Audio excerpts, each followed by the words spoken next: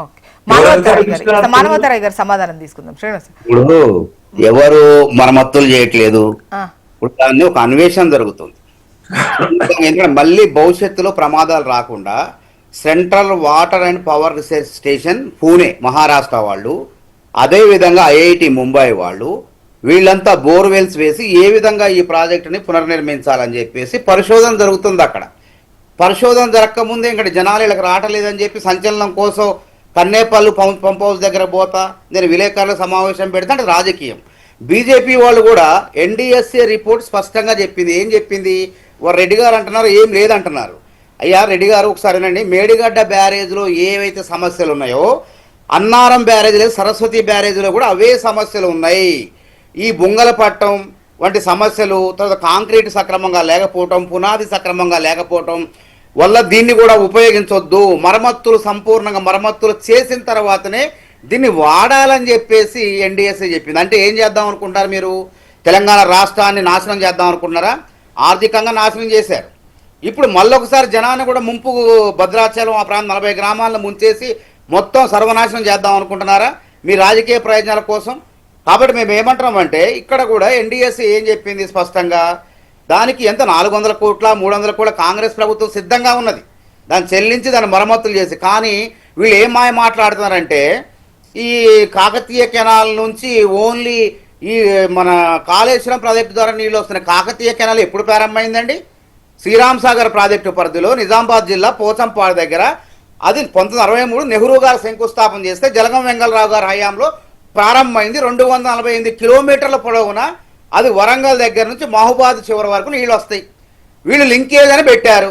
ఆ లింకేజ్ కూడా శ్రీరామ్ సాగర్ ప్రాజెక్టు ద్వారానే, కాంగ్రెస్ హయాంలో నిర్మించిన ప్రాజెక్టు ద్వారానే.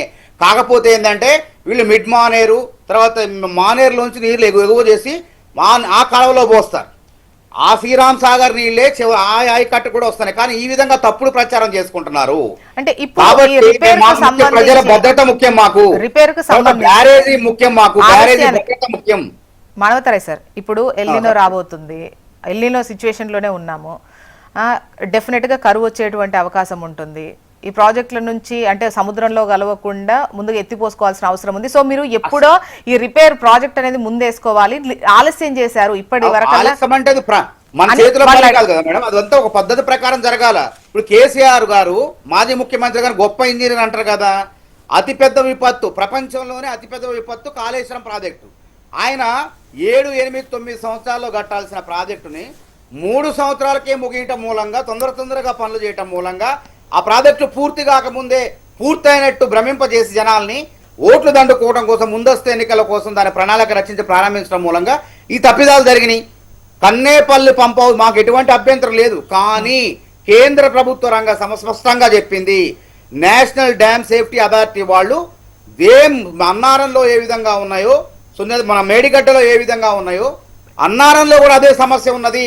దాన్ని వాడొద్దు, నీళ్ళు బ్యారేజ్ అది డ్యామ్. అసలు బ్యారేజ్ అంటే నీళ్ళు వదిలేస్తుండాల, నిలువదల చేస్తే మొత్తానికే ప్రమాదం. అది పక్కన ముందున్నటువంటి ఇసుక మొత్తం కుంగిపోయి మొత్తం బద్దలైపోయి భద్రాచలం కాదు మొత్తం కూడా కొట్టుకుపోయే ప్రమాదం ఉందని చెప్పి వాళ్ళు చెప్తుంటే వీళ్ళేదో ఇంజనీర్లు ఏ విధంగా కట్టారు చూసారుగా. కాళేశ్వరం కూలేశ్వరం కేసీఆర్ గారు ఇంజనీరా?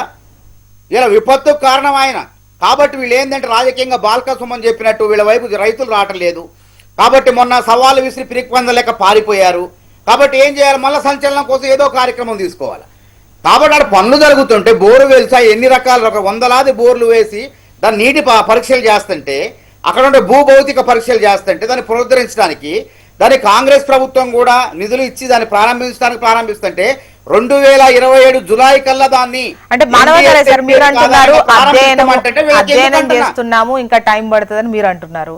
అంటే ఒకవైపు అంటే ఇది కరెక్ట్ అవుతే గనక దీన్ని కరెక్షన్ చేసినట్టయితే కేసీఆర్ కి ఎక్కడ పేరు వస్తుందో అని చెప్పేసి కావాలని దీన్ని ఆలస్యం పెట్టి కావాల్సినంత డ్యామేజ్ చేసిన తర్వాత రిపేర్ చేద్దాము అన్నది కేసీఆర్ పేరు తర్వాత ముచ్చట. ఆయన పేరు ఖరాబ్ అయింది. ఆ ఖరాబ్ అయిన పేరు మరి సరి చేయడం ఎవరి వల్ల కూడా కాదు. అది ఎందుకంటే ప్రకృతితో పెట్టుకున్నారు, ప్రకృతి విరుద్ధంగా ప్రాజెక్ట్ నిర్మించారు. అది ఇంజనీర్లు ఒక చోట కట్టమంటే ఆ బ్యారేజ్లు ఈయన నచ్చిన చోట కట్టిండు, ఈయన స్వలాభం కోసం కట్టుకున్నాడు. కాబట్టి అది కూలీశ్వరంగా మారిపోయింది. కాబట్టి అందుకే మేమేం చేస్తున్నాం, దీన్ని పునరుద్ధరిస్తూ గతంలో 11,000 13,000 కోట్లు ఖర్చు పెట్టి ఆగిపోయినటువంటి 80 టీఎంసీలు నీళ్లు వచ్చే విధంగా మళ్ళా ప్రాణహిత చేవేళ్ల ద్వారా కూడా మరికొంత ఆయకట్టుకు నీళ్లు అందించే విధంగా అదనంగా ఇచ్చే కార్యక్రమాన్ని కూడా చేపడుతున్నాం. కాబట్టి వీళ్ళు ఏంటంటే రాజకీయంగా ఇప్పుడు మొన్న పరారైపోయారు, అక్కడ అవినీతి లేదు, ఏం లేదు, గురుకులాల్లో ఏం లేవుతుంది. 1200 కాంట్రాక్టు, 1200 కోట్ల కాంట్రాక్టు, 2000 కోట్ల అవినీతి. మూసీ పునరుద్ధరణ ప్రారంభమే కాలే, ఇంకా 1,00,000 కోట్ల అవినీతి, సంవత్సరం క్రితమే 1,00,000 కోట్ల అవినీతి జరిగిందంటారు ప్రారంభం కాని ప్రాజెక్టుల్లో. కాబట్టి వీళ్ళు రాజకీయంగా పతనం అవుతున్నారు. కాబట్టి ఏదో ఒక సంచలనం చేయాలా. ఎవరొద్దన్నారు, ఎక్కువ సంఖ్యలో పోవద్దు అని చెప్పారు. కేటీఆర్ గారు లాంటి వాళ్ళు 4-5 నాయకులు, ఒక 10 మందో, ఒక 20 మందో, ఒక 50 మందో పోవచ్చు. కానీ ఇక మొత్తం దండయాత్ర చేసే విధంగా ప్రాజెక్టుల్ని వాస్తవంగా వీళ్ళు అధికారంలో ఉన్నప్పుడే కుంగుబాటు జరిగింది ఆ 3 బ్యారేజీల్లో. మరి అధికారంలో ఉన్నప్పుడు వీళ్ళు ఏం మాట్లాడుతున్నారు, ఏం జరిగిందో కుట్ర జరిగిందంటే మీరు పోలీసు మీరే అధికారంలో ఉన్నారు, మరి కుట్రలు ఎందుకు తెలిసలేకపోయారు మీరు? కాబట్టి ఇవన్నీ కూడా మీరు అనవసరమైన మాటలు మాట్లాడి సమయం వృధా. కానీ కాంగ్రెస్ ప్రభుత్వం చిత్తశుద్ధితో ఆడ ఉన్నటువంటి పూణే సంస్థతో పవర్ రీసెర్చ్ వాళ్ళ యూనిట్తో వాటర్ అండ్ పవర్ రీసెర్చ్ వాళ్ళ ఆధ్వర్యంలో పనులు నడుస్తున్నాయి. జూలై 27, 2027 కల్లా, వచ్చే సంవత్సరం 2027 కల్లా పూర్తి చేస్తాం. ఇందులో రాజకీయం చేయాల్సింది ఏముంది అంటున్నా. నరసింహారెడ్డి గారు, ఏం చేస్తున్నారంటే నరసింహారెడ్డి గారు చివరగండి ఈ పేరు ఏం చేస్తారంటే బాలకాసం అని చెప్పినట్టు విధ్వంసాలు చేయండి, తగలబెట్టండి అంటే ఆ రకంగా ప్రజలు తమ వైపు తిప్పుకునే విధంగా సంచలనాలు చేయడానికి ఇష్టం వచ్చినట్టు పోలీసులు సైతం బెదిరించడం, రకరకాల అవసరమైతే ధ్వంసానికి కూడా సిద్ధపడ్డారు వీళ్ళు.